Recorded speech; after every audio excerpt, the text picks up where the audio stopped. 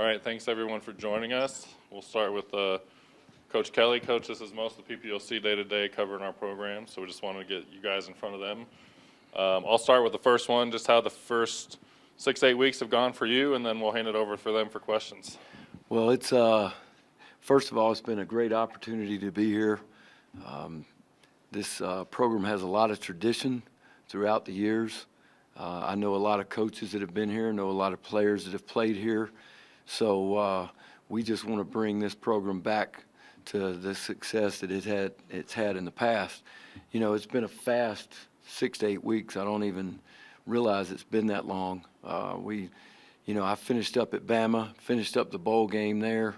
So I wasn't out here, a lot before that time.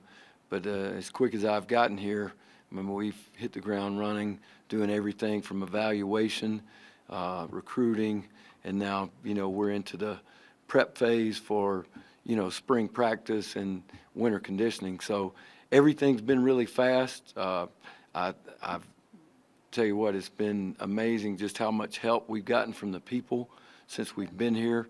The players have been very responsive to what we're trying to do. And, right now we're in a big part of the evaluation phase. I think one thing that you do as a coach all the time, you're always evaluating every day, whether you're evaluating prospects, where you're evaluating your current team, or you're evaluating the personnel that works with you. And then you're recruiting every day. You're recruiting new personnel. You're recruiting, you're looking for talented people that can fit into your staff. And then, you're constantly doing those things. So that's the things that we've been working on. I've enjoyed working with the staff. Coach Prime has been great. He's given us all the resources that we need to be successful. And we're looking forward to the growth, that we need to have. Just a reminder to introduce yourselves. Hey, Coach. Nick Saban, Sports Report. You spent a lot of time in your coaching career in the South, and I'm just curious, why did you make the move to Colorado, and what excited you about this opportunity? It's interesting. So when I finished college and first got into coaching, one of the most dominant programs in the country at that time was Colorado. I was a young defensive back coach. And at that time, Colorado probably had the best defensive backs and one of the best defenses in the country.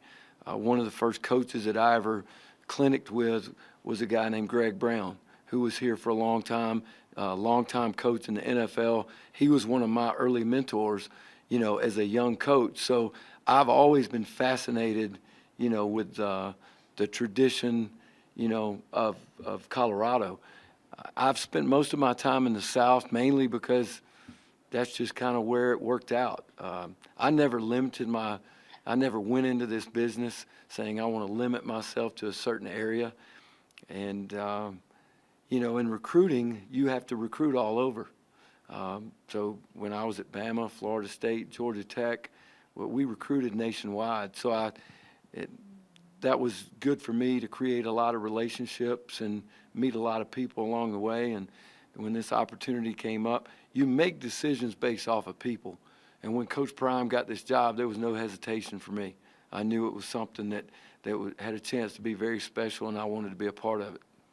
Hi, Coach. Adam Munster-Tiger from 24/7 Sports. Yep.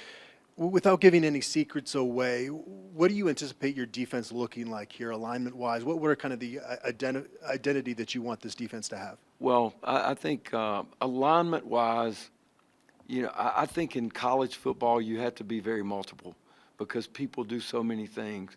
The game has changed in the last 15 years with with RPOs, multiple formation, and to be honest with you, the rules in football have geared toward the offense being able to do more things than they could a few years back.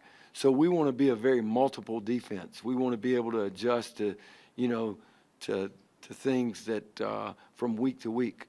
Sometimes when you get into the NFL and pro sports, it's a little bit more limited, to what people do, as far as, like I mentioned, RPO game, things like that.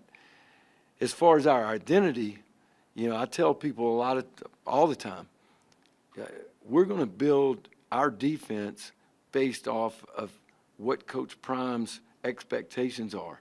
And he says it all the time. We want to be big, we want to be physical, we want to be disciplined, we want to be fast, we want to be tough. So we want to be an aggressive style defense. We want to be an attacking defense.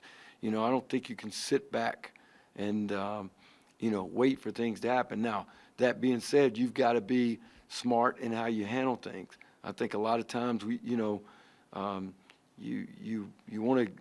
to be aggressive, but you also want to be smart and make people have to beat you and not give up big plays in games and give up easy scores. Hey, Coach. Jake Schwanitz, DMVR Sports. Your track record as a recruiter kind of speaks for itself. I'm just curious, from your perspective, what do you think makes you such a great recruiter? Well, I think, listen, recruiting, and I've said this a lot of times, recruiting is not about one person. It's just like raising a child. It takes a village to raise a child. It takes a village to recruit a player. And I think when you're in charge, or maybe what we call the lead recruiter, if you're the lead recruiter, what you have to figure out is what is that young man looking for? And then from there, you want to put them in contact with the people that, fit those things that he's looking for. I've worked for a lot of great head coaches, and the head coach has a lot to do with how you can recruit. I told somebody the other day, I think one of the things that excited me the most was having an opportunity to recruit for Coach Prime. But there are a lot of people involved. Sometimes you get more of the credit than you deserve, and then sometimes you have I have impacts on recruiting other players that, maybe I'm not supposedly my name is on, but it's a group effort, and it always has been. Everywhere I've worked, I've been fortunate enough to work around a lot of good assistant coaches, and they help you along the way in that. But I think in recruiting, it's about building relationships and finding out, doing a lot more listening than you do talking, because people will tell you what they want and what they're looking for, and if you have an opportunity to provide that, then you have a chance to get that player. Hey, Coach. Eric Christensen with CBS4 TV in Denver. Alabama's had great success over the past however many seasons. But a lot of teams have talent. They've been very talented, but a lot of teams have talent. Right. So what's been the secret sauce that's been able to elevate Alabama? And does that secret sauce travel? Can you bring it to Boulder? Well, I can tell you this. I've been very fortunate to work for Nick Saban. I think, there's no doubt he's proven that he's the greatest of all time, coaching. And he's very intelligent, very smart, but he's very disciplined. And what I learned from Coach is to be consistent in everything you do. And you learn. You don't get complacent.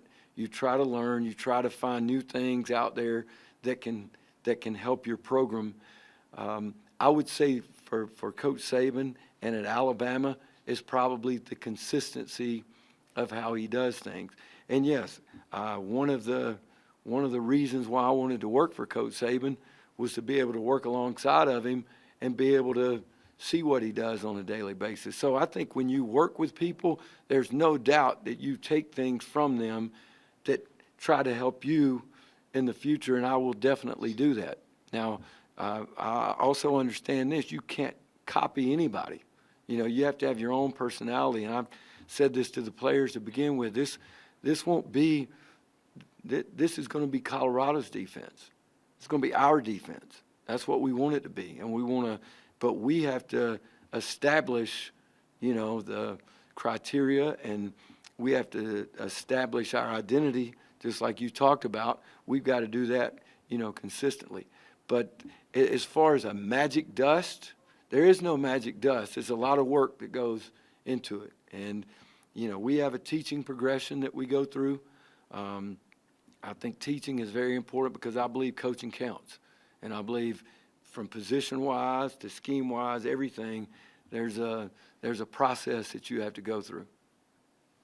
Hey, Coach. Tyler King, Denver Gazette. I'm just curious, with all the new players you have to get to know, it's also some new assistant coaches working with you on the defensive side.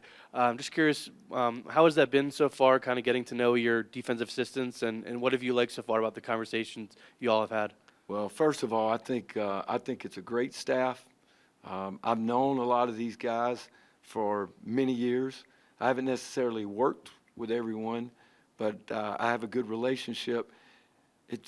That's the neat thing about coaching. I think off the field, one of the blessings of being a coach is the relationships that you make, because you actually spend more time with each other than you spend with your actual family.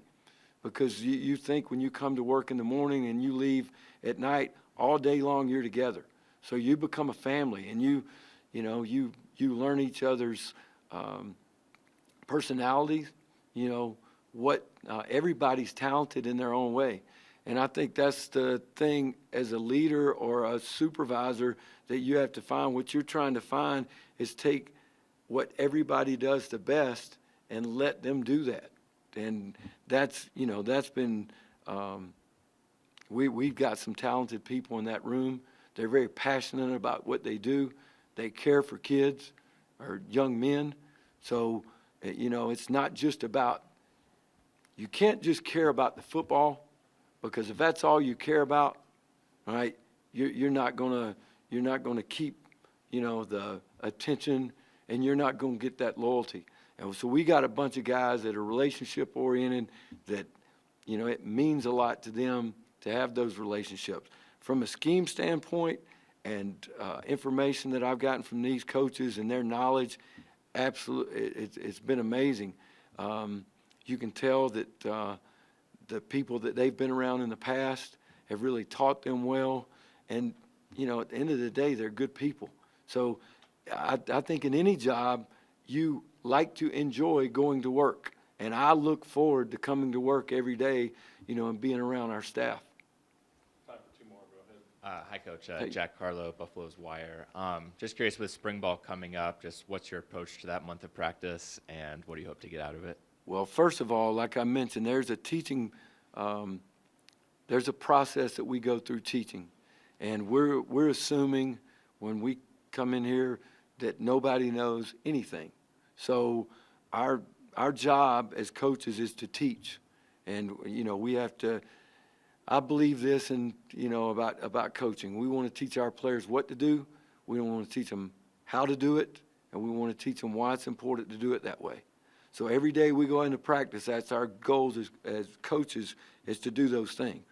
And, we'll start basic and then build, and then we'll, we want to teach our guys to understand the game also, how to play situations, playing situational football. It's not just a defensive call. It's not a defensive pressure. It's not a defensive coverage. It's about playing situations, whether you're playing first and second down, whether you're playing third down, whether you're playing red area, whether you're playing 2 minutes at the end of the game or 2 minutes before the half.